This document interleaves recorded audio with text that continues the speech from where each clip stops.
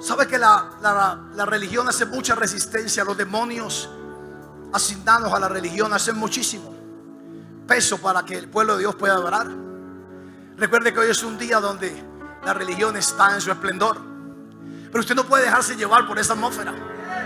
Yo dije, usted no puede dejarse llevar por esa atmósfera. Usted tiene ahorita al Dios verdadero y a Jesucristo, al cual Él ha enviado, y tu ayudador es el Espíritu Santo de Dios. Y el que empezó en nosotros la buena obra la va a perfeccionar hasta el día de Jesucristo. Dile que está a tu lado: Dios me está perfeccionando. Vamos, ministralo: Dios me está perfeccionando. Si me conociste en la carne, ya no me mires más así. Dios me está perfeccionando. Aleluya. Porque cuando Jesús aparece en la escena, aleluya, santo el Señor, ni el equipo funciona, gloria a Dios. ¿Usted me escucha bien? Santo, lo importante. Aunque ya me quedé hasta sin garganta. Pero cuando Dios tiene algo, se pelea con el corazón, porque con el corazón se cree. Las cosas espirituales no se toman con las manos, se toman con el corazón. Las cosas espirituales no se toman con la mente, se toman con la fe, se toman con el espíritu. Los verdaderos abrazos no son con las manos, son con el corazón de una persona. Por eso cuando alguien te abraza, tú puedes percibir cuál es la intención de esa persona conforme a la intención del corazón del que te abrazó. Por eso tú puedes percibir un abrazo de seducción, tú puedes percibir un abrazo de amistad, tú puedes percibir un abrazo simplemente porque te lo dieron. Porque las manos no expresan, lo que expresa es el corazón. Y todos tenemos corazón para poder percibir y entender. Y con el corazón también nosotros entendemos. Y nosotros necesitamos entonces que nuestro espíritu y las cosas espirituales en nosotros aumenten, crezcan. Esa es la voluntad de Jesús para nosotros. Y en esa voluntad que tiene Jesús para nosotros, se lo vengo predicando por no sé cuánto tiempo, pero desde el momento que Jesús aparece en la escena, siempre Jesús viene a cambiarlo todo. Diga: Jesús viene a cambiarlo todo. Desde el momento que Él nace, que Él aparece en cada escena, siempre que lo vemos en la Biblia, que Jesús aparece en la escena, Él viene a cambiarlo todo, no unas cosas, todo. Así que escúcheme bien: Jesús ha aparecido en la escena de tu vida y viene a cambiarlo todo. Algunos cambios no los entendemos, algunos cambios parece que nos fue mal o que nos está yendo mal, pero son cambios de Dios. Pero no vas a quedar así, Dios te va a dejar mejor. Hay cosas que Dios permite porque Dios necesita mostrar su gloria.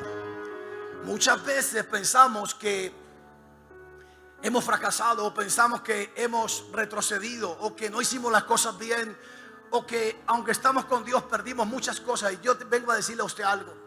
Dios a mí me enseñó hace mucho tiempo que hay procesos que duran 12 años, 14 años para poder ver promesas de Dios. Con esto no lo estoy desanimando, lo que le estoy diciendo es que Dios es veraz. Pero hay que saberse sostener mientras Dios hace un proceso. Dios ungió a David. Santo Señor, ese no es mi tema, porque ¿qué me pasa ahora? ¿Alguien necesita esto?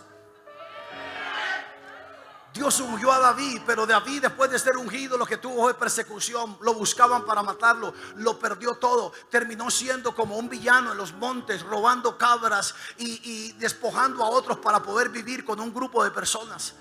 Y yo creo que el momento decía: pero para esto no me ungió Dios, para estar huyendo de cueva en cueva, metido en lugares. O sea, me dieron una unción de rey. Entonces, ¿qué es lo que pasa ahora con mi vida? ¿Por qué yo huyo? ¿Por qué yo tengo que estar escondido? ¿Qué fue lo que pasó? Dios necesitaba moldear su corazón y su carácter. Dios permite cosas. Dile que a tu lado: Dios permite cosas. Dile: Dios te está perfeccionando. Dios permitió que Lázaro muriera. Él permitió, Él le dijo: esta enfermedad no es para muerte, sino para la gloria de Dios. Y se murió. Y hubo dolor, y hubo velorio. Y la gente tuvo que venir, y la gente tuvo que llorar, y la gente tuvo que tomar tinto. Y los que tomaban trago, tomaron trago de pronto. Y la familia vino de lejos, y todos se dieron cuenta que él había muerto. Porque lo que necesitaba Dios era que todos se dieran cuenta que cuando no hay medicina, que cuando no hay dinero, que cuando no hay nadie que pueda hacerlo, Jesús lo va a hacer. Yo dije: Jesús lo va a hacer, aleluya. Y entonces en todo esto, cada que Dios aparece en la escena y empieza a acomodar ciertas cosas, tienes que renovar tu mente que Si te dieron una promesa, no va a ser a los 8 días. Tienes que renovar tu mente, que lo que Dios está haciendo contigo no lo va a hacer en 2 días. Hay milagros que Dios los va a hacer en segundos. Hay milagros que Dios los va a hacer en días. Hay ciertas cosas que Dios te va a dar y que Dios va a acomodar, que van a ser muy pronto. Pero lo que tiene que ver con todo tu destino profético se va a demorar un tiempito. Si no me muestras a mí en la Biblia quién le cambió el destino profético en una semana o en un mes. No, Dios no forma a sus hombres en la bendición. Dios forma a sus hombres en el desierto. Es ahí donde hay lágrimas, es ahí donde necesitamos a Dios, es ahí donde pensamos y nos damos cuenta que los que tenían que abandonarnos nos abandonaron. Y nos damos cuenta que los que no eran amigos no eran amigos. Y nos damos cuenta de los que nos podían servir o no podían servirnos. Ahí nos damos cuenta que solo tenemos a un Dios vivo, grande y poderoso, que se puede ocupar de nosotros. A Moisés no lo forman en el palacio, a Moisés lo forman en el desierto. A Josué no lo forman en casa de su papá, donde es el niño mimado. Lo forman en una casa de Potifar. Lo forman como esclavo. Lo forman en la cárcel antes de llegar a donde tiene que llegar. Escúchame bien, yo no sé dónde vas a llegar tú, pero escúchame bien, no desistas, porque puedes estar en un momento difícil, pero Dios está haciendo la obra en ti. Tú no me estás oyendo. Yo dije, Dios está haciendo la obra en ti. Aleluya, santo Señor. Ay, me dijo, perdón. Si no puedes arreglarlo un poquito, bájale acá y me dejas por allá. Aleluya, santo. Hace años no molestaba esto, Dios le dio por molestar. Pero Dios nos va a bendecir, amén. Dios va a aparecer en la escena de tu vida. Y si ya está en la escena de tu vida, que yo sé que en muchas áreas ya Jesús está ahí y Él tiene el control de todo. En Mateo capítulo 1,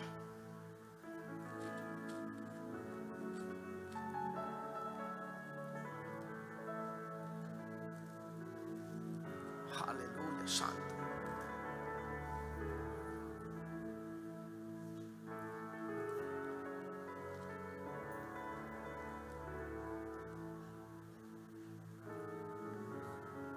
Verso 22. 1:22. Todo esto aconteció para que se cumpliese lo dicho por el Señor por medio del profeta, cuando dijo: hay cosas que tienen que suceder y acontecer en nosotros para que se cumpla lo que Dios tiene programado, para que se cumpla lo que Dios ha dicho. De pronto lo tuyo no está escrito literalmente en la Biblia, pero Dios tiene un destino para ti. Y muchas cosas ocurren y suceden para que se cumpla lo que Dios va a hacer contigo. Escúchame bien, Dios no te tiene a ti improvisando. Dios tiene un plan perfecto contigo. Dice que todo esto aconteció para que se cumpliese lo dicho por el Señor por medio del profeta, cuando dijo: he aquí una virgen concebirá y dará a luz un hijo y llamará su nombre Manuel, que traducido, que iglesia, es Dios con nosotros. Diga, una señal. Dios dejó una señal en Isaías capítulo 7, no lo busque, tranquilo, es lo mismo donde Dios dice: he aquí que la señal es esta, una virgen concebirá y dará a luz un hijo. O sea, una virgen concibiendo. Diga conmigo, una señal. Y dice: y tendrá un niño y su nombre será Emanuel, que quiere decir Dios con nosotros. Habrá una señal. Los judíos estaban muy pendientes a una señal, pero pasaron años completos, casi 500 años. Pero en el momento que ocurre la señal, que usted sabe qué es lo que ocurre, un ángel viene a María, el ángel Gabriel viene a María y le dice que en lo que ella va a ver va a ser engendrado del Espíritu Santo, y le dice que la llamaran bienaventurada y todo lo que usted sabe. Y ella recibe esa encomienda y recibe la señal. Muy pocas personas se dieron cuenta de esa señal, porque era una misión suicida, peligrosa, de alta peligrosidad. Porque Dios para ciertas misiones o para las misiones más importantes, aún los ejércitos no tienen mucha gente, tienen un grupo élite que solamente ellos saben lo que va a pasar, porque no se puede filtrar la información. En la información que le dan a María, solamente 4 personas se dieron cuenta. No voy a dejar que usted piense. El ángel le da instrucciones precisas a María, y en esas instrucciones le está diciendo que a partir de ese momento el Espíritu de Dios vendrá sobre ella y ella quedará encinta. Pero ella conoce la palabra, ella conoce la ley. Ella conoce que si aparece encinta, estando desposada, y va a decir que está encinta, la van a matar, porque van a decir que ella entonces fornicó. van a buscar al fornicario, no lo van a encontrar, la van a matar a ella. ¿Cómo será esto? Pues no conozco varón. El Espíritu Santo vendrá sobre ti y hará sombra. La sombra no es solamente para embarazar, la sombra es para dar entendimiento también. El Espíritu Santo nos va a dar entendimiento de qué tenemos que hacer. Muchas veces lo que Dios nos da nos genera un problema con el sistema, y necesitamos la sombra del Espíritu Santo para que esa sabiduría venga para poder resolver el problema. Hay gente que solamente toman la promesa y son engendrados del Espíritu Santo, pero no piden la ayuda del Espíritu Santo, la sombra del Espíritu Santo, para poder tener la sabiduría de cómo desarrollar lo que Dios dijo que hay que hacer, y simplemente se van a hacer lo que Dios dijo que había que hacer sin la sabiduría de Dios, y se meten en problemas. María podía haber salido y decir: es que si esto es de Dios, pues a mí no me pueden hacer nada. Y se pone a hablar: es que me apareció un ángel y el ángel me dijo que yo tengo al Mesías en mi vientre y será llamado Emmanuel, Dios con nosotros. ¿Usted se imagina el problema? Si primero no pueden darse cuenta mucha gente, porque van a dar cuenta que se está cumpliendo la señal. Segundo, al correr el bochinche, voy a hablar así, Satanás se va a enterar y se va a dar cuenta. Hay algunas cosas que aún tú tienes que ser muy prudente para que Satanás y los demonios no se enteren qué es lo que Dios está haciendo. Pero cuando viene la sombra del Espíritu Santo, viene la sabiduría. Dice: y Elizabeth, la que llamaban estéril, tu prima, que ya es de edad avanzada, le ha surgido lo mismo que a ti. Le da la salida. Diga conmigo: le da la salida.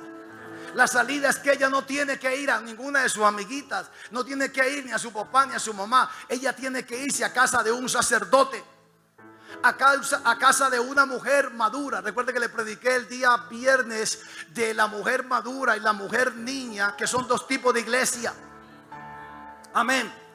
No, pero dígame amén o algo. Santo el Señor. Hey, santo, sí, porque siento que estoy solo. Y con los tapabocas pues menos. Pero ella va donde esta mujer, porque tú tienes que ir y hablar con la persona que tiene la misma visión, el mismo sueño, o está padeciendo o pasando por lo mismo, para que te pueda entender. Y ella se va a ese lugar, y cuando va a ese lugar, usted ya sabe, el vientre brincó, ella fue llena, Juan fue lleno del Espíritu Santo desde el vientre de su madre, y todo lo que dice la Biblia. Y ella se quedó ahí en casa del sacerdote por 3 meses. Ahora, ¿qué se quedaron haciendo ellos 3 meses? Solamente cocinando y lavando loza y ayudándole a Elizabeth, orando, sabiendo qué venía, qué era lo que iba a acontecer, qué iba a suceder, cómo iban a enfrentar esa situación, cómo le iban a decir a José, cómo le iban a decir a los padres de María. Usted no se imagina que eso fue la pregunta de ellos siempre. Pero dígame algo, ayúdeme a predicar, por favor, estoy haciendo un gran esfuerzo. ¿Cierto que sí? ¿Cuál fue la respuesta? Ayúdeme a predicar, estoy que me bajo para allá. ¿Cuál fue la respuesta? ¿Cómo? ¿Cuál fue la respuesta? La respuesta es: tú no digas nada ni hagas nada, porque el Espíritu Santo se va a encargar. A José nadie lo puede convencer. Yo voy a dejar que usted piense un momentico, porque es que su pastor con esto pretende enseñarle a usted a meditar la palabra. Usted no puede leer solamente los versos y ya me la sé. Usted tiene que aprender a meditar. A José nadie lo va a convencer. Muchas veces de lo que Dios está haciendo contigo, tú no tienes que convencer personas. Tú simplemente haz lo que tienes que hacer, que el Espíritu Santo de Dios se va a encargar, porque la obra es de Él. Y el único que reargulle y convence de pecado, de juicio y de justicia se llama Espíritu Santo de Dios. En nosotros no hay las suficientes palabras y la suficiente gracia para convencer a otro. Por 3 meses, sabiendo cómo se cuida, sabiendo qué hacer, solamente sabe María, el sacerdote, y su esposa Elizabeth. 3 personas. Luego, cuando vienen, ¿cuál es el cuarto que se da cuenta? José. Nunca contaron nada a sus padres, nunca contaron nada a nadie más. Fue el ángel que le dijo en sueños: lo que hay en María es del Espíritu Santo, es engendrado por el Espíritu. Ve y recíbela y cría al muchacho. Y entonces la señal que Dios dio ya está, pero está protegida por 4 personas. Hay cosas que tú no las tienes que estar hablando con todo el mundo. Si quieres que Dios haga contigo, porque hay gente que se echa enemigos de gratis. Si Jesús no se había evidenciado como vemos en este secreto, y ya buscaban para matarlo, mandaron a matar todos los niños de una población por un solo comentario de unos magos. Todos los que fueron de edad de 2 años hacia abajo los mataron. Satanás pensó que había matado al Salvador, pero ya no estaba en Jerusalén, ya no estaba en Belén, estaba en Egipto. Luego lo hace venir, usted sabe la historia, ¿verdad? Y Jesús se cría ahí como un hombre común y corriente, guardando un testimonio, cumpliendo la ley, caminando en santidad. Pero ¿para qué Dios dejó la ley? Claro, la ley es para demostrar al hombre que él no puede cumplirla. La ley es para evidenciar que el hombre necesita un salvador. Pero la ley también Dios la dejó para que cuando un hombre como Jesús, que es Dios, la empieza a cumplir, Satanás no se dé cuenta, porque piensa que es un religioso más. Tú tienes que oírme con oídos proféticos, porque ahorita el rompecabezas lo vamos a armar. Amén. Tú puedes congregarte, tú puedes venir a la iglesia, tú puedes vivir en santidad, tú puedes ser buena persona, ser buen creyente. A Satanás no le importa nada de eso. Él vio a Jesús, buen muchacho, buen carpintero, no se mete en pleitos con nadie, es buena persona, guarda la ley. Pero pues, aquí hay muchos que guardan la ley. Él es aplicado y nunca hubo problema con Jesús. Nunca usted va a ver un problema de Jesús con un demonio, ni con Satanás, ni con nadie. Pero cuando llegó al Jordán a los 30 años a bautizarse, y se presentó, que Juan le dijo que él venía, él quería que él lo bautizara, pero ahorita le está diciendo que ahora que él necesita que lo bautice, y él está pidiendo ser bautizado. Dice: deja que cumplamos toda justicia, y se bautiza para un bautismo de arrepentimiento.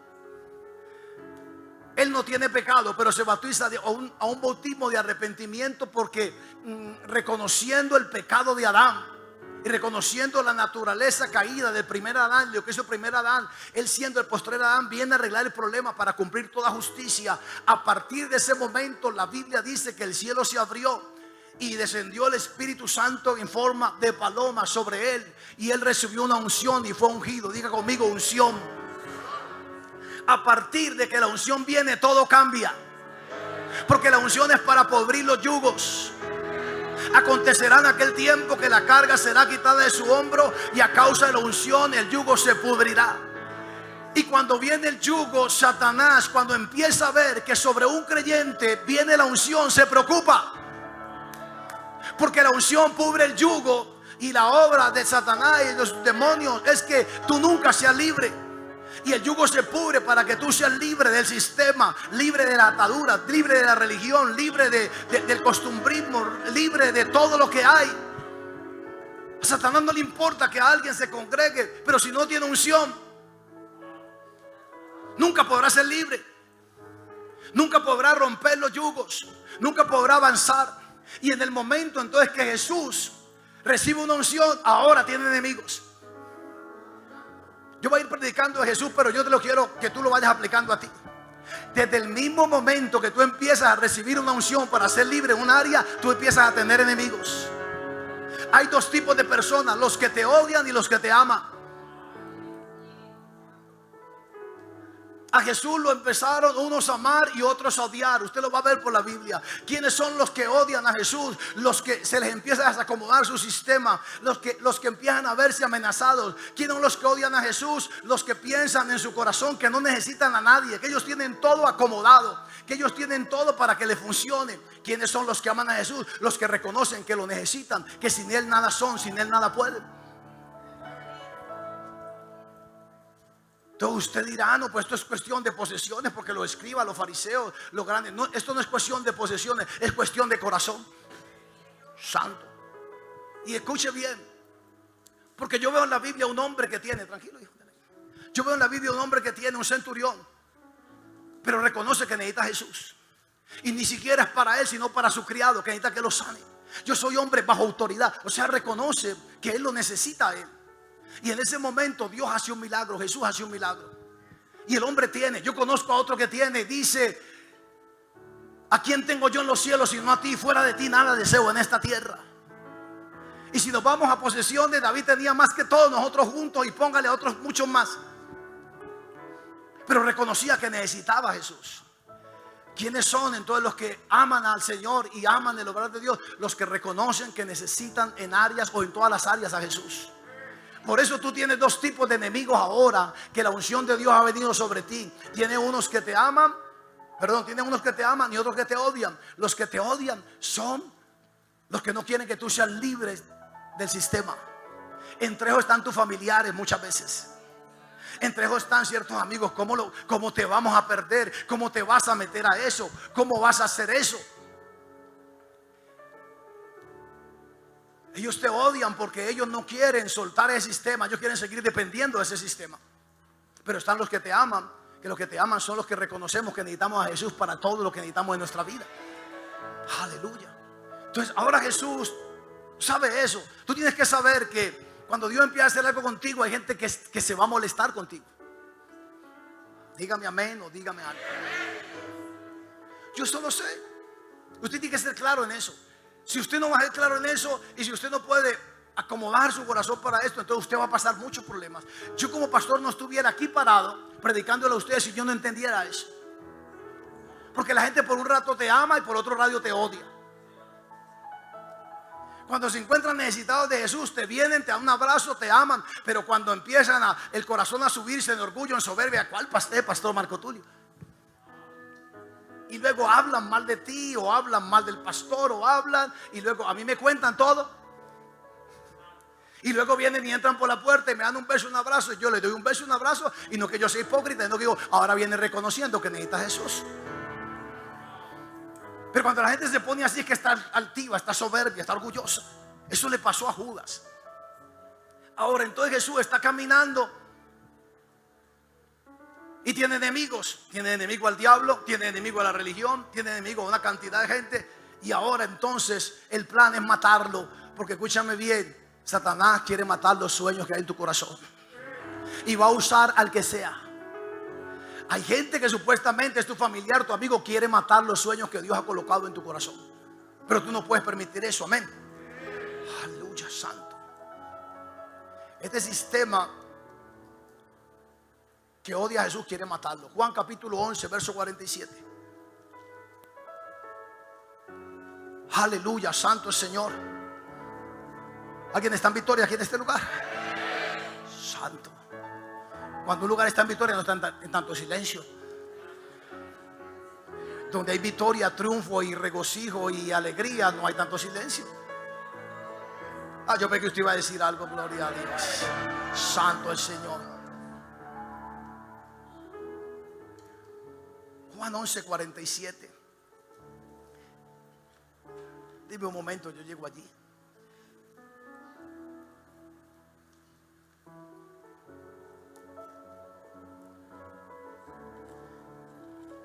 Dice la Biblia: entonces los principales sacerdotes y los fariseos reunidos en concilio y dijeron: ¿qué haremos? Porque este hombre hace muchas señales. Si le dejamos así, todos creerán en él, y vendrán los romanos y destruirán nuestro lugar santo y nuestra nación. Entonces Caifás, uno de ellos, sumo sacerdote, aquel año les dijo: vosotros no sabéis nada, ni pensáis que os conviene que un hombre muera por el pueblo y no toda la nación perezca. Esto no lo dijo por sí mismo, sino como era el sumo sacerdote aquel año, profetizó que Jesús había de morir por la nación. Y no solamente por la nación, sino también para congregar en uno a los hijos de Dios que estaban dispersos. Así que de aquel día acordaron, que iglesia, matarle. Hubo un plan para matarlo. ¿Por qué? Porque lo odiaban. ¿Por qué? Porque no querían que todo viniera al cambio. Satanás nunca va a querer que las cosas para tu vida vengan a un cambio. Él va a querer siempre oponerse, va a querer siempre poner la más grande oposición. Y el negocio más malo que tú puedes hacer es ponerte de acuerdo con Satanás y ponerte de acuerdo con el que quiere destruir tu sueño. Tú tienes que ser terco en cuanto a eso. Aleluya, santo el Señor. En Mateo 26, verso 1.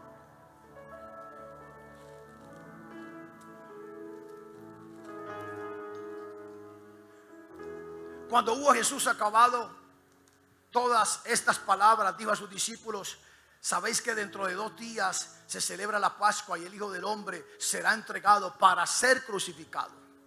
Entonces los principales sacerdotes, los escribas y los ancianos del pueblo se reunieron en el patio del sumo sacerdote, el sumo sacerdote llamado Caifás, y tuvieron consejo para prenderle con engaño a Jesús. ¿Y qué, iglesia? Y matarle. Pero decían: no durante la fiesta, para que no se haga alboroto en el pueblo. Diga conmigo, ellos tenían un plan. Eso que le aconteció a Jesús le acontece a todo creyente. Satanás tiene que saber que tiene un plan. Desde el momento que tú aceptaste a Cristo Jesús, desde el momento que Dios empieza a hacer algo nuevo contigo, desde el momento, por eso escúchame bien, dile que está a tu lado: no pierda la unción que Dios te ha dado. La unción es para podrir los yugos. La unción es para cambiar toda área que tú has cambiado, toda área que Dios ha transformado en tu vida, porque te dio una unción, te dio una gracia, te dio un favor para tú poder sostenerte. Dios es el que nos cambia, pero nos da una unción para prevalecer sobre estas cosas. Y a veces nosotros nos descuidamos, pero Satanás es muy preciso y dice: si le quitamos esto, si lo desconectamos de aquí, si lo desconectamos de acá, se muere. Escúchame bien: si una persona que está en cuidado intensivo ahora le quitan la manguera, en minutos se muere. Ellos dijeron: si desconectamos a Sansón del pacto, de los 7 pactos que él tiene que guardar como nazareo, entonces lo destruimos. Sansón rompió un pacto. Él tenía sus 7 trenzas, donde significaba cada una un pacto con Dios. Luego él rompió otro pacto. Luego rompió el tercero. Pero seguía con la misma fuerza, seguía con la misma gracia, seguía con el mismo ímpetu, y él se confió. Pero le quedaba solamente uno de los 7 pactos: no cortarse el cabello. Porque la fuerza no estaba en el cabello, sino en los pactos que él tenía con Dios. Pero el último era cortarse el cabello. Cuando él se cortó el cabello, que rompió todo el pacto de Nazareato, lo desconectaron de Dios, lo desligaron de Dios. Dios no pudo hacer nada más por él. Tú tienes que ser fuerte para no desligarte de Dios, no dejarte dañar áreas de tu vida que Dios está haciendo contigo y prevaleciendo en esas áreas. Entonces dice: para que lo matemos. Mateo 27, verso 24.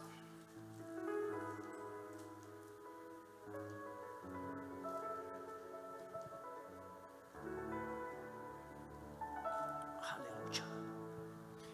¿Y por qué el enemigo quiere robarte la unción y quiere quitarte eso? Porque quiere que siempre dependas del sistema. Dile que está a tu lado: no dependas del sistema. Por eso muchas cosas se cambian en nuestra vida. Llegamos a Jesús, se cambia la economía, se cambian ciertos sueños, ciertos anhelos, se cambian tantas cosas. ¿Por qué? Porque Dios te está desprendiendo del sistema que manejábamos, porque nos va a sumergir a otra cosa. Pero nuestra mente es imposible, pero por eso Dios empieza a hacerlo. Mateo 27, 24 dice: viendo Pilato que nada adelantaba, sino que se hacía más alboroto, tomó agua y se lavó las manos delante del pueblo, diciendo: inocente soy yo de la sangre de este justo, allá vosotros.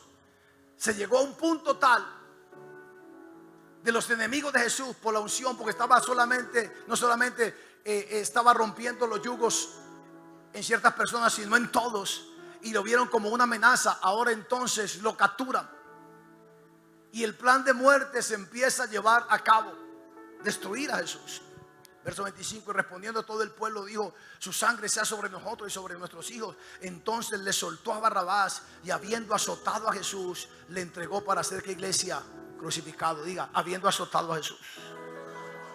Entonces los soldados del gobernador llevaron a Jesús al pretorio y reunieron alrededor de él a toda la compañía, y desnudándole, diga, desnudándole, le echaron encima un manto escarlata y pusieron sobre su cabeza una corona de espinas y una caña en su mano derecha, e hincada la rodilla delante de él le escarnecían diciendo: salve, rey de los judíos. Verso 30, diga: y escupiéndole, Diga, escupiéndole.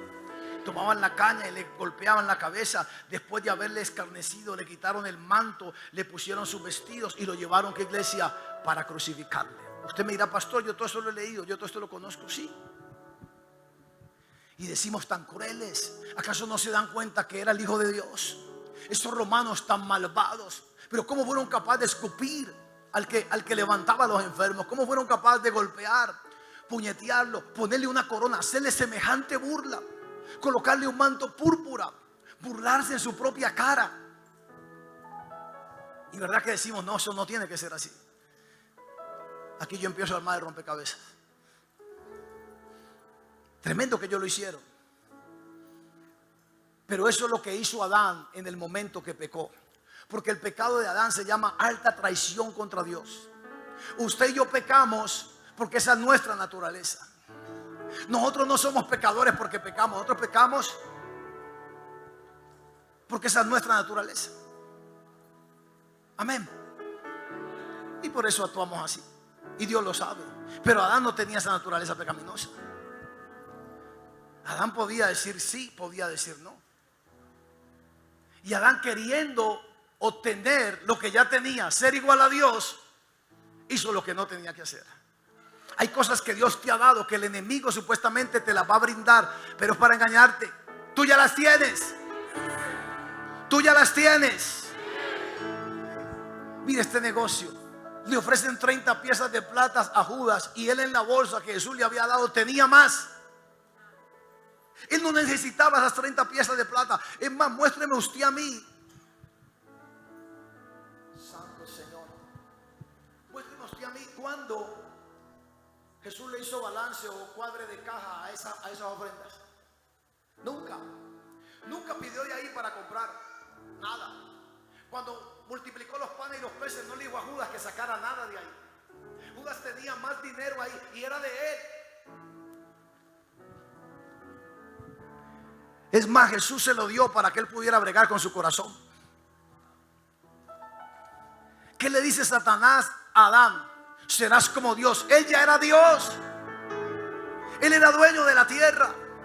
¿Qué le dice Satanás al creyente? Yo te daré esto, te daré lo otro. Ya tú lo tienes y mayor. Yo te daré gozo, tú tienes gozo. Yo te daré paz, tú tienes la verdadera paz. Yo te daré provisión, tú estás bendito. Tú estás bendito con toda bendición en lugares celestiales. Claro que en momentos Dios va a hacer ciertas cosas y te va a bendecir. Pero ¿qué cuando Adán entrega todo por querer ser igual a Dios? ¿Usted sabe cuál fue el pecado de Lucifer? El mismo, ser igual a Dios. Pero bueno, vamos a esto. ¿Por qué Adán y por qué el hombre tiene redención y Satanás no?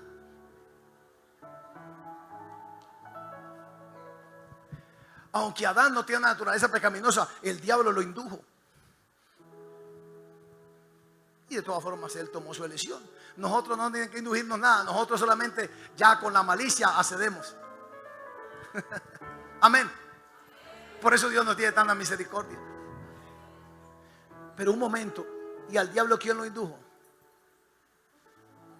Su propio corazón. O sea, si lo de Adán es alta traición, entonces ¿qué fue lo que hizo el ser que era perfecto en el cielo? Por eso no tiene. Él fue juzgado de una vez porque al que más se le da, más se le demanda. Amén. Pero escupirlo, desnudarle, crucificarlo con una corona de espinas, un manto púrpura, una vara que le pusieron en la mano. Todo lo que dice ahí la Biblia fue lo que hizo Adán, y es lo que hacemos nosotros los hombres con Jesús. Y voy a ir más, y aún los que estamos sentados aquí en esta tarde en esta iglesia,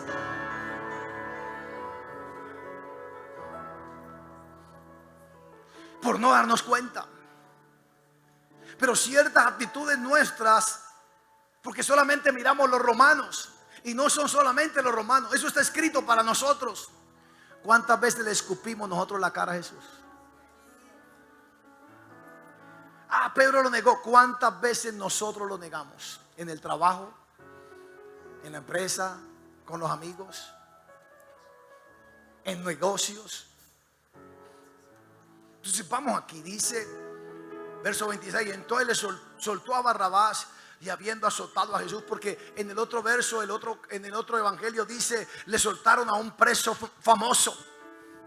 Porque muchas veces nosotros cambiamos a Jesús por lo que es famoso. ¿Verdad que se lo he enseñado? Vemos algo famoso y no importa, mejor lo famoso que Jesús. Es más, aún hasta ciertos músicos famosos cristianos, la gente cambia a Jesús por esos músicos. Y es muy, muy difícil de ser la diferencia, porque es una cuestión de corazón. Hay gente que se enamora más del salmista que para quien es la adoración. Hay veces donde enamoramos más de la iglesia que del Señor. Y tenemos que empezar a tener un balance en nuestro corazón. Entonces le soltó a Barrabás, y habiendo azotado a Jesús, le entregó para ser crucificado. Con nuestra actitud nosotros azotamos nuevamente a Jesús. ¿Cuándo? Que el Espíritu Santo nos ayude. Pero aquí todos somos culpables. Lo que pensamos es que ya no. Pero ciertas actitudes que nosotros tenemos, y de pronto tú entraste por esa puerta y tú dices, ay, ¿cómo así? Yo ahora le pegué un escupazo a Jesús por allá. Y dice, verso 27, entonces los soldados del gobernador llevaron a Jesús al pretorio y reunieron alrededor de él toda la compañía, y desnudándole. ¿Cuántas veces nosotros hemos desnudado a Jesús? Le hemos quitado su honra. Desnudar a una persona es quitarle la honra. No le hemos dado la honra a él ni la gloria, sino que la damos a otra cosa. Por eso Dios se asegura tanto con muchas personas de que les quita todas las posibilidades para cuando Dios haga el milagro le puedan dar la gloria a él. ¿No han notado que a unas personas sí les pasa eso, a otras no? Pues como todos somos diferentes, unos somos más inclinados a robarnos la gloria. Ah, no, pues porque sí, yo le oré a Dios y le estaba creyendo, pero me salió bien la jugada, me salió bien el negocio. No, y cuando Dios ve eso, Dios tiene que esperar todo. ¿Por qué Dios tiene que esperar que Lázaro muera? ¿Por qué tiene que esperar que pasen 4 días? ¿Por qué tiene que esperar que todos sus familiares se enteren? Porque si Él había dicho que eso era para la gloria de Él, que no era para muerte. No era nada espectacular, porque Jesús ya había resucitado al hijo de la viuda de Naín, a la hija de Jairo. Ya Él había resucitado a muchos más. No era la primera resurrección. Pero ¿por qué en esa se tardó 4 días? Usted ve que Lázaro no hizo nada importante por Jesús, pero se tardó para que cuando sucediera esto, entonces tuvieran que decir todos la gloria para Jesús. Muchas veces cuando nosotros en ciertas áreas de nuestra vida no le damos la gloria, lo desnudamos para el próximo milagro, es más complicado. Dios te deja hasta, tu milagro es a las 12 y Dios te deja hasta las 11:59 segundos. Y muchos en los últimos segundos se desbaratan. Y mire lo que sigue. Desnudándole, le echaron encima un manto escarlata. Burla. El manto escarlata fue una burla. Y hay veces para no sentirnos aún burlados por familiares y personas, entonces nos hacemos a un lado y decimos que no pasó por esto, no pasó por lo otro, pero hacemos parte de este manto escarlata. Por eso tenemos que pedirle al Espíritu Santo que nos ayude mucho en la actitud de nuestro corazón cuando estamos creyendo por cosas, cuando estamos creyendo por milagros. ¿Cuántos están creyendo por milagros?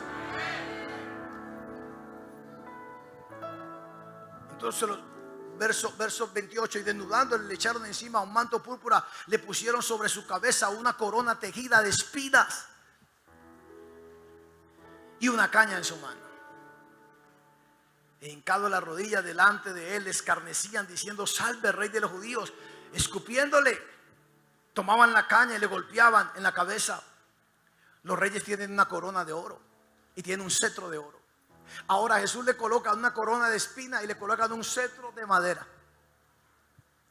Y la madera significa humanidad. ¿Y sabe qué hacían? Con ese cetro le golpeaban y se burlaban de él y le golpeaban la cabeza. ¿Y cuánto nosotros en nuestra humanidad no hemos hecho eso con Jesús? Y le hemos afrentado su reino, le hemos afrentado su gloria, le hemos afrentado la posición que Él tiene para con nosotros. Porque muchas veces somos malcriados y somos necios al hablar. ¿Sí o que no, iglesia? Y que hay que saber, porque el otro día yo compartía con alguien y me decía: no, pastor, usted es muy exagerado. Pero no es así.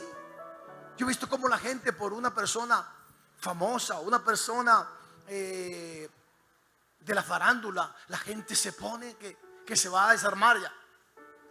Si llega un político a un lugar o alguien, lo aplauden, pero la gente que se revienta las manos. Pero en la iglesia,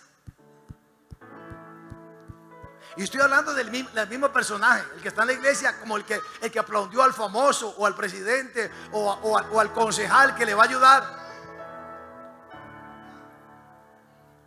Y hay veces, cuando hacemos este tipo de cosas, afrentamos a Jesús. ¿Sí o que no? Aleluya. Entonces fue azotado por nuestras actitudes, lo desnudamos con nuestras actitudes, nos burlamos o permitimos burla. La Biblia dice que el nombre de Jesús es blasfemado entre los gentiles por causa nuestra. Hay gente que se burla de Jesús por nosotros, por cómo vivimos, por cómo actuamos. Usted irá a este mensaje, no hubiera venido. Este mensaje lo necesitamos. La corona de espinas. ¿Con qué estás coronando a Jesús? ¿Cómo lo tienes tú en tu posición de tu corazón? ¿Cómo está el reinado de Jesús en tu vida? Porque a Él siempre hay que darle el primer lugar. Hay gente que lo tiene con una corona de espinas terrible. Una caña en su mano, escupiéndole. ¿Y luego qué? Lo sacaron para crucificarlo. Ahora, antes de esto es llevado a juicio. En el juicio él va ante Pilato. Pilato le dice: mira todo lo que dicen de ti, no te defiendes. Mira que te están inculpando. Tú eres el rey de los judíos, le dice Jesús. Tú lo dices. No dices nada, mira todo lo que dicen de ti. Y dice que él cayó. Y en todo lo que él cayó, dice que Pilato se asombraba. Su esposa dijo: no tengas nada que ver con ese justo, porque me ha atormentado en sueños. Y Pilato, dice la Biblia, que buscaba desde ese momento soltarle, porque sabía que lo habían entregado por envidia. Oh, tienes que cuidarte, escúchame bien. Cuando tú empiezas a manifestar consagración para Dios, tienes que cuidarte mucho de la envidia. Hay gente que te va a envidiar muchísimo. Y te pueden dar abrazos y te pueden decir: te apoyamos, pero esa gente por dentro quiere tu fracaso. Y tienes que saber. Y tienes que pedirle a Dios: ayúdame, Señor, a discernir los espíritus. Hay gente que puede orar contigo y hasta llorar contigo, pero quiere tu fracaso.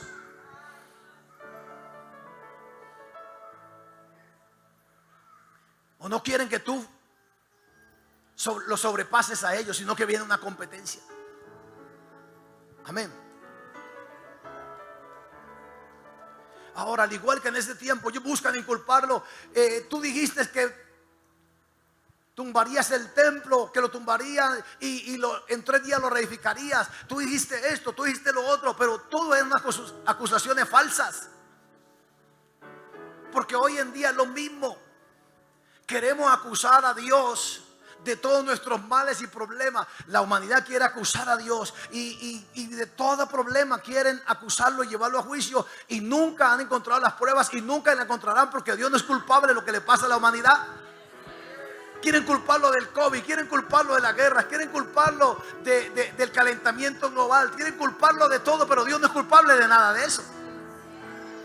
Y entonces insisten en todo esto, en culpar a Dios. ¿Cuál Dios? O sea, interesante esto, que ellos dicen, quieren inculpar a Dios, pero luego dicen que Dios no existe.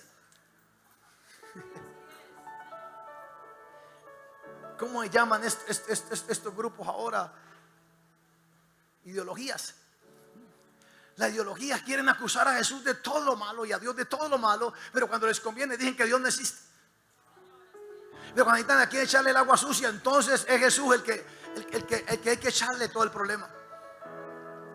E igual que a Jesús lo metieron a un juicio a echarle el problema de todo, pero nunca pudieron.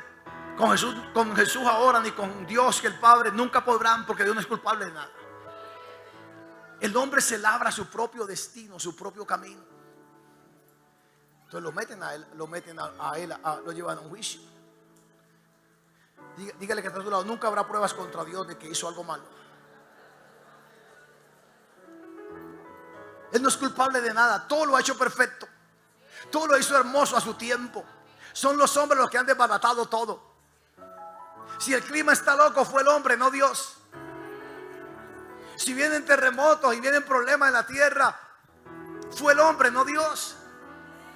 Simplemente la tierra sigue el curso. La tierra está bajo maldición, dice la Biblia, que clama por su redención. Que la tierra misma está esperando la manifestación gloriosa de los hijos de Dios para que coloquemos un poquito de orden. ¿Dónde están los hijos de Dios? Aleluya. Ahora entonces lo acusan, lo golpean, se burlan, lo escupen, pero hay que crucificarlo. Hay que llevarlo a la muerte. Pero Jesús, desde el momento que entró a esta tierra, venía con un plan, y el plan era morir en esa cruz. Y tenía que ir a esa cruz. Uno, para reconciliarnos nuevamente con Dios. Y tenía que ser en un madero, no había otra manera. La forma de reconciliar al hombre tenía que ser en un madero, en una cruz. Tenía que morir de la forma que murió. Tenía que morir en esa época. En esa época se han levantado los mejores torturadores, los romanos.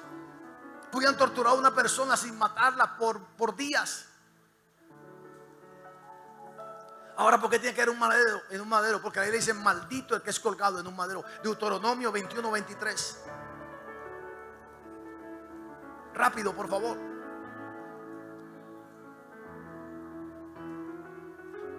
No dejarás que su cuerpo. ¿Esto quién me lo mueve? Hola. ¿Se mueve solo o qué? No dejarás que su cuerpo pase la noche sobre el madero. Sin falta lo enterrarás el mismo día, porque maldito por Dios es el colgado. Y no contaminarás tu tierra que Jehová tu Dios te da. ¿Qué iglesia? Por heredad. ¿Por qué un madero? ¿Dónde pierde el hombre la salvación? En un árbol. ¿En qué árbol? La ciencia del bien y del mal. ¿Qué pasó con el huerto? Ayúdame a predicar. Se sabe que el huerto está físicamente en la región de Irak, ¿verdad? El huerto estaba en ese lugar, y el lugar geográfico está. Habían 4 ríos, de los cuales solamente ahora existen 2. Después de que el hombre peca, el huerto es custodiado por un ángel con una espada, para que el hombre no tome del árbol de la vida y viva eternamente. Lo que muestra la Biblia es que ese huerto fue trasladado, no el lugar geográfico, pero sí el huerto, y fue llevado al cielo, aunque quedó el lugar geográfico y solamente quedaron 2 ríos, no 4. ¿Por qué? Hay que preguntarle a Dios. Pero en el huerto hay 2 árboles. El árbol de la vida. ¿Quién es el árbol de la vida? Jesús, eso dice la Biblia. Y el árbol de la ciencia del bien y del mal no lo trasladaron al cielo, porque ese árbol no es para el cielo, ese árbol es para la tierra. Y una vez el hombre comió de ese fruto, ya el árbol no tiene ninguna función. El árbol se secó, así como el hombre se empezó a secar. Por eso nosotros los hombres ya no vivimos muchos años, porque nos hemos ido secando. El árbol se secó. No se sabe. Y no me pregunte verso, que eso lo dice el pastor Marco Tulio. Amén. Esa es mi apreciación, pero yo la puedo mostrar por la Biblia. El árbol tuvo que quedar, y pasó allí, lo cortaron, ya sabe qué pasó, y pasaron tantos años. El caso es que yo lo que veo es que el madero que le toca llevar a Jesús hacia la cruz del Calvario, o hacia el monte Gólgota mejor, salió de ese árbol. La Biblia le llama el árbol seco. Vamos un momentico a Lucas, ¿verdad? Yo le he predicado de esto, pero quiero. Lucas capítulo 23. Verso 28, rápido. 23, 28. ¿Me va a ayudar a armar rompecabezas, sí o no, iglesia? No se me apague entonces. Amén. Santo, es que este reloj no me ayuda. Pero Jesús, vuelto hacia ella, les dijo: hijas de Jerusalén, no lloréis por mí, sino llorad por vosotras mismas y por vuestros hijos. Porque aquí vendrán días en que dirán: bienaventuradas las estériles y los vientres que no concibieron y los pechos que no criaron. Entonces comenzarán a decir a los montes: caed sobre nosotros, y a los collados cubridnos. Porque si en el árbol verde hacen estas cosas, en el seco, ¿qué, iglesia? ¿Qué no se hará? ¿Quién es el árbol seco? Toda persona que no ha aceptado a Cristo Jesús. Usted no es árbol seco, ya usted se unió a la vida verdadera. El que se une al Señor, un espíritu es con Él. Ahora entonces Jesús tiene que venir a redimir al hombre. Le ponen el madero, le ponen la cruz, lo golpean, se burlan, todo lo que Adán le hizo. Ahora Él tiene que llevarlo en su propio cuerpo y sufrirlo en su propio cuerpo. No solamente de Adán, que dio la apertura a esta, sino de los mismos hombres que Él va a salvar. Pero no son solamente los romanos, nosotros también lo hemos hecho. Pero necesitamos saberlo para no seguir haciéndolo. Y se monta el árbol y va al Calvario. Ahora está el árbol seco donde Adán perdió la salvación. Y está el árbol de vida. Y el árbol de vida se junta, se amalgama en su espalda. Porque donde más fue herido Jesús, las heridas más graves de Jesús fue en la espalda, donde tiene mayor sangre. Ahora su espalda se pega al madero, y con su sangre empieza a darle nuevamente vida a lo que se había secado. Ese madero significa usted y yo. Él significa la vida verdadera. Y cuando empezó a llevar el pecado y a morir y a hacer todo lo que hizo, empezó a redimirnos a nosotros. Y empezó a darle vida a ese árbol seco que éramos nosotros. Nosotros ya no somos árbol seco. Árbol seco es todo aquel que no ha aceptado la salvación de Cristo Jesús. Y cada uno de los golpes, pero no quiero meterme por allí porque no es. Pero donde más fue golpeado Jesús fue en su espalda. ¿Y por qué? Tiene que ver que nosotros dañamos la generación de Jesús. Porque en los lomos, diga conmigo, los lomos. Dice que en las partes que los romanos daban con más castigo, no era tanto en la parte de arriba, sino en la parte de los lomos, donde se podía enredar. Porque en los lomos está la descendencia. Y por nosotros no tener a Jesús hemos dañado cuántas descendencias, cuántas generaciones. Y Jesús se prende allí como diciendo, por eso dice que Él verá linaje, verá propósito. Nosotros estamos aquí como un propósito. Cuando Él sufrió en la cruz del Calvario, dijo por Mauricio, por Ginger, por Adriana Fajardo, por cada uno de nosotros, por Andrés, por Francisco, por cada uno. Él, Dios, Él tiene la capacidad. Él nos vio desde ese tiempo, aunque no habíamos nacido.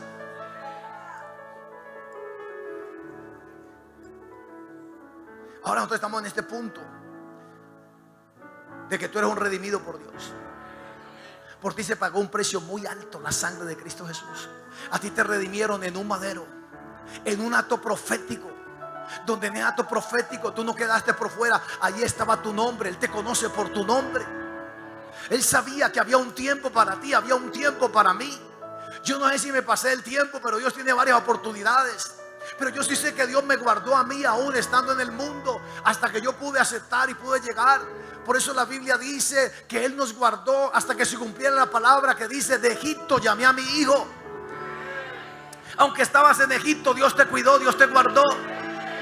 Porque hay un propósito de parte de Dios para nuestra vida. Ahora nosotros estamos amalgamados. El que se une al Señor, un espíritu es con Él. Dios hizo un sacrificio perfecto. El sacrificio no es solamente que Él botó una sangre ahí. El sacrificio fue que nos unió con Él.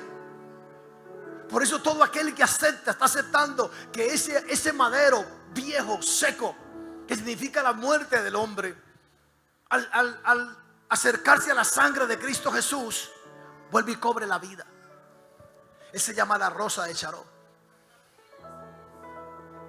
Porque en todo lo que Él hace hay resurrección. No importa si tus sueños se han muerto, si tu economía se ha muerto. Yo no sé qué te ha muerto, pero el día que Dios trate con tu corazón, porque lo está haciendo, llegará un momento que todo va a resucitar. Tus sueños van a resucitar, tu economía va a resucitar, tu vida va a resucitar. La rosa de Sharon puede morir, dice. Se puede secar, puede quedar ahí como nada. Pero si le cae agua, toma vida. Todo lo que Jesús toca da vida. No importa los años que haya pasado. Y Jesús constantemente, porque la religión celebra hoy la muerte de Jesús, creo. Hoy, sí. Hoy es viernes, ¿eh? Nosotros celebramos la victoria. Ellos celebran cada año, pero nosotros tenemos que celebrar cada momento, porque cada momento podemos fallar.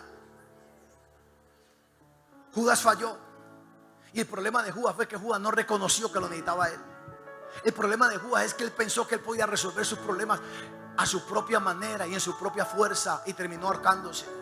Pero cuando Pedro lo negó, dijo: no, yo no tengo de otra sino volver a él. Y cuando él volvió, Dios lo restauró.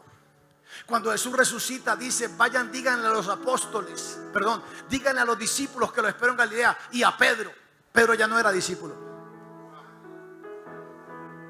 Pero le dice: cuando vuelvas, serás confirmado. O sea, tú tienes que regresarte de esa postura. Aquí no hay ninguno, escúcheme bien, que no hemos fallado. Aquí no hay ninguno que aún en ignorancia hemos hecho que se burlen de Jesús o nos hemos burlado de Jesús. Aquí no hay ninguno que un día haya cogido el palo y le haya dado en la corona de espinas que nosotros mismos le hemos puesto. Aquí no hay ninguno que no haya escupido la cara al maestro. Con nuestras acciones, con nuestras actitudes. Pero con todo y eso, Él murió por ti. Con todo y que fallamos, Él dice: yo te amo. Yo hice un sacrificio perfecto. Yo sé que tú eres débil y que tú fallas, pero yo estoy aquí. Jesús dice: al que a mí viene, yo no le echo fuera.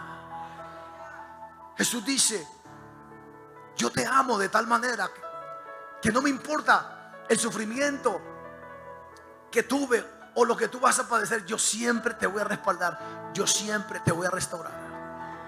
Yo no te voy a abandonar. Aunque tú seas infiel, yo permanezco fiel, porque yo no niego mi palabra. Aunque tú no sepas caminar, yo te voy a enseñar a caminar. Y aparece un hombre llamado Simón de Cirene, porque la cruz solamente no la lleva Jesús. Nosotros entramos de nuestra vida, tenemos que llevar nuestra propia cruz. Y Simón supuestamente ayudó a Jesús, pero realmente Jesús lo hace todo. Porque no solamente era un madero seco que tenía que experimentar la sangre, sino también un ser humano. No sé si Simón de Cirene está en el cielo, creo que sí, porque a él lo bañó la sangre directa.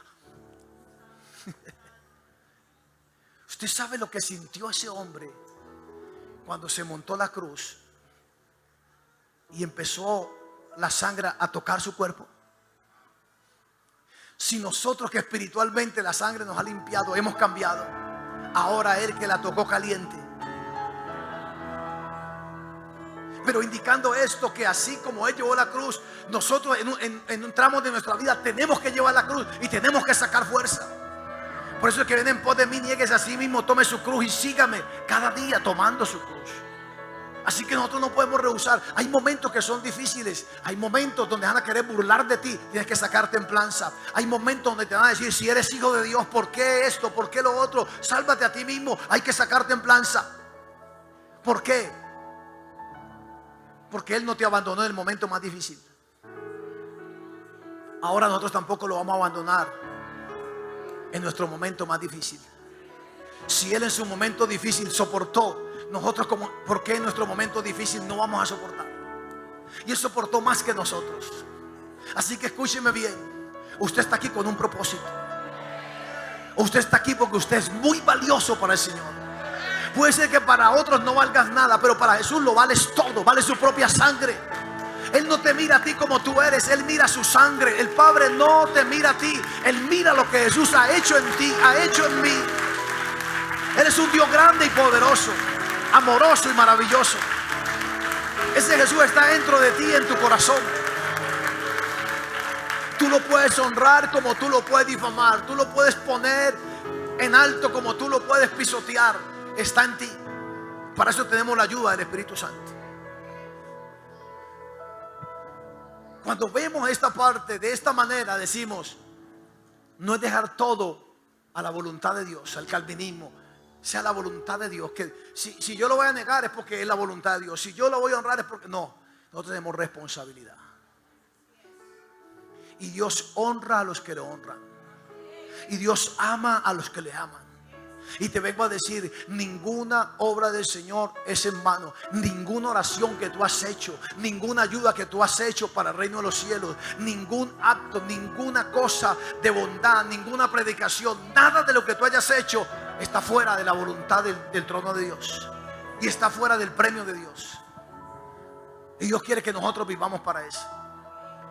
Dice que fuimos creados para la alabanza de su nombre.